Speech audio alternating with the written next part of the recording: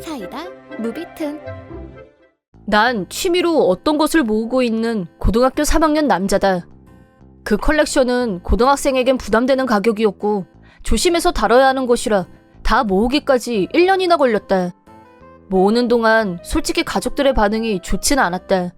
여동생은 그런 걸 모으는 사람이 있다니 믿을 수 없다며 날 싸늘한 눈빛으로 보곤 했다. 제대로 관리하라며 엄마도 귀따갑게 잔소리를 했다. 물론 그건 나도 잘 알고 있으니까 난 내 방 문단속을 철저하게 했다. 내 방으로 들어오는 사람은 아무도 없었지만 그런데 어느 날 도둑이 그 컬렉션을 아무도 모르게 훔쳐갔다. 그 일이 드러난 건 평일 낮, 난 학교에 있었다. 발견한 사람은 엄마였는데 밖에 나갔다 돌아오니 내 방 창문이 깨져 있었고 방은 엉망진창이 되어 있었다고 한다. 수업 중에 엄마한테 연락이 와서 조퇴하고 집으로 갔더니 경찰들이 집 안팎을 조사하고 있었다. 내 방은 진짜로 어지럽혀져 있었고 게임 소프트웨어와 텅 비어버린 저금통 그리고 잠긴 서랍장에 들어있던 컬렉션을 통째로 도둑 맞았다. 미쳐버릴 것 같았다. 학생인 내가 이걸 모은다는 건 정말 어려운 일이었고 시간도 오래 걸렸다. 그런데 그걸 홀라당 훔쳐가고 그것도 모자라서 방까지 엉망으로 만들다니. 솔직히 처음엔 그 상황을 받아들이기가 힘들어서 그냥 멍하니 서 있었다. 그런데 왜 그걸 들고 간 건지 도저히 이해할 수가 없었다. 게임에 관련된 건 중고샵에 팔면 돈이 될 거라고 생각해서 가져갔겠지만 왜 그걸 통째로 가져간 건지 알 수가 없었다. 엉망이 된 내 방을 멍하니 바라보고 있었더니 경찰이 물어볼 게 있다길래 다른 방으로 갔다. 1차 조사를 마친 경찰이 말하길 아무래도 도둑은 프로인 것 같다고 했다. 침입한 방법도 창문을 전부 깨뜨린 게 아니라 한쪽만 깨뜨려서 잠금을 풀었다고 한다. 듣고 보니 맞는 것 같았다. 방은 엉망진창이었지만 창문은 깔끔하게 깨진 상태라 프로의 냄새가 났다. 더 화가 나는 건 지문이나 족적도 발견되지 않아서 범인을 찾는 건 어렵겠다는 말을 들었다는 거다. 이런 일을 당했는데 할 수 있는 게 아무것도 없을 것 같다고 하니 난 화가 치밀어 올랐지만 그렇다고 뭘 어떻게 할 수 있는 상황도 아니었다. 하지만 도둑 맞은 물건이 있으니 당분간은 수사를 이어가야 하고 관계 부처에도 연락해서 경계를 계속하겠다고 했다. 난 경찰서에서 피해 신고와 그 외에 필요한 다른 서류들을 작성해서 제출했다.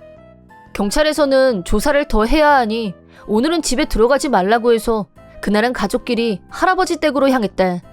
이웃들이 궁금해하며 엄마에게 연락을 너무 많이 해서 핸드폰이 쉴 새 없이 울려댔다. 동네에 소문이 쫙 퍼졌는지 다음 날이 되자 중학교 때 친구한테까지 소식을 묻는 메일이 왔고 한동안 그런 연락에 답하느라 정신이 없었다. 범인이 밝혀진 건 그로부터 약 일주일 후 집에서 저녁을 먹고 있을 때 경찰로부터 지난번 도난 사건의 범인을 찾았으니 경찰서로 와달라는 연락이 왔다. 보호자인 아빠와 경찰서에 도착해서 회의실로 안내받아갔는데 그곳엔 경찰 몇 분과 머리 절반을 붕대로 감은 무시무시한 모습의 여성이 있었다. 머리를 붕대로 감고 있는 모습을 보고 난 안 좋은 예감이 강하게 들었다. 그 무시무시한 여성은 내가 맞은편에 앉자 갑자기 나한테 손가락질하며 소리를 질렀다. 여성은 격분한 상태로 온갖 욕설을 퍼부었다. 반은 못 알아들었지만 그 사람이 하려는 말을 요약하자면 이런 거였다. 너희 집에 비싼 게 있다고 들어서 가지러 갔는데 이상한 가루밖에 없더라니까?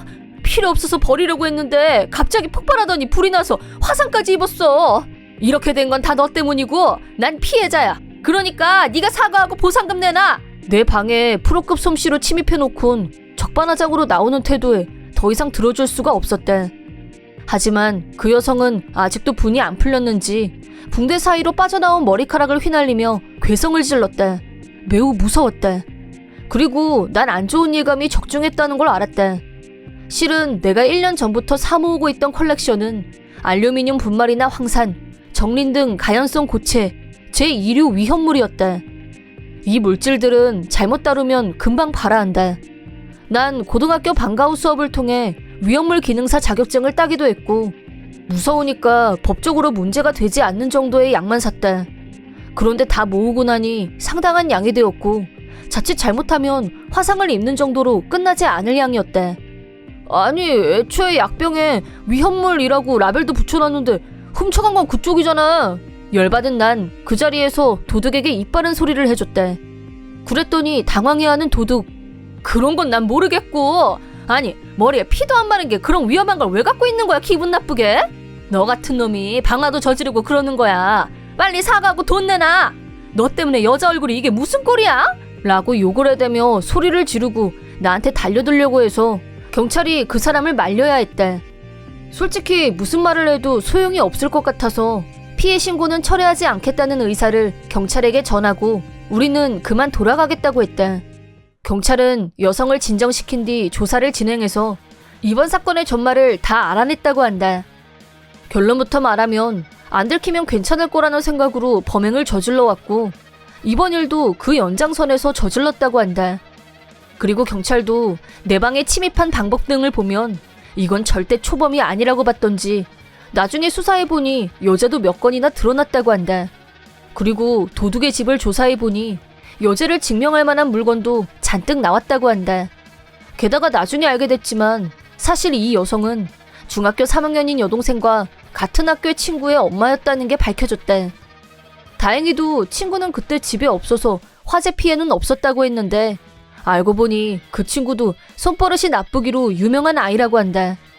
동생도 몇 번인가 당한 적이 있다는데 정황상 그 아이가 훔친 게 확실한데도 훔치는 현장을 본 게 아니니 책임을 묻지는 못했던 모양이다. 하지만 반에서는 유명했다고 한다. 증거가 없는 상황에선 선생님도 추궁하기가 쉽지 않았을 테고 까딱하면 오히려 고소당할 수도 있으니 어쩔 수 없었겠지. 내 생각엔 엄마가 그 모양이니 훔치는 기술이라 해야 되나? 그런 것들도 다 가르쳐주지 않았을까 싶다. 도둑의 남편은 다른 지방에서 일을 하느라 사건 당시엔 집에 없었지만 아무래도 집이 반쯤 불에 타버렸으니 급하게 집으로 돌아왔고 사건 얘기를 듣곤 엄청나게 분노했다고 한다. 난 만나지 않았지만 엄마 말로는 우리 집까지 찾아와서 사죄했다고 한다. 그 도둑은 저지른 죄가 많아서 결국 철창 신세를 지게 되었다. 그리고 남편이 이번 사건의 자초지종을 알게 되면서 딸도 엄마랑 비슷하게 남의 물건을 훔치고 했다는 사실까지 드러나서 딸을 전학시키기로 하고 그 도둑과는 이혼하기로 했다. 앞으로 본인이 지켜볼 수 있는 환경에서 엄격하게 감시하면서 살겠지. 이번 사건에서 위험물에 관해서는 난 철저하게 관리했었으니까 처벌은 받지 않았대. 하지만 소방서에서 나오신 분에게 살짝 주의는 받았대. 뭐 잘못한 사람은 따로 있다고 해도 집 절반이 타버릴 정도로 일이 크게 번진 것도 있고 다치기도 했으니까 그만큼 위험한 물건을 가지고 있다는 것만 자각했으면 좋겠다는 뜻이었대.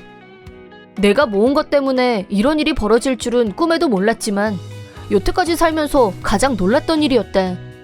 그래도 나로 인해 지속적으로 범죄를 저지르던 도둑 하나를 체포할 수 있었다는 건 행운이었다고 생각한다. 이번 영상은 어떠셨나요? 재밌게 보셨다면 구독, 좋아요에 댓글까지 달아주시면 감사하겠습니다.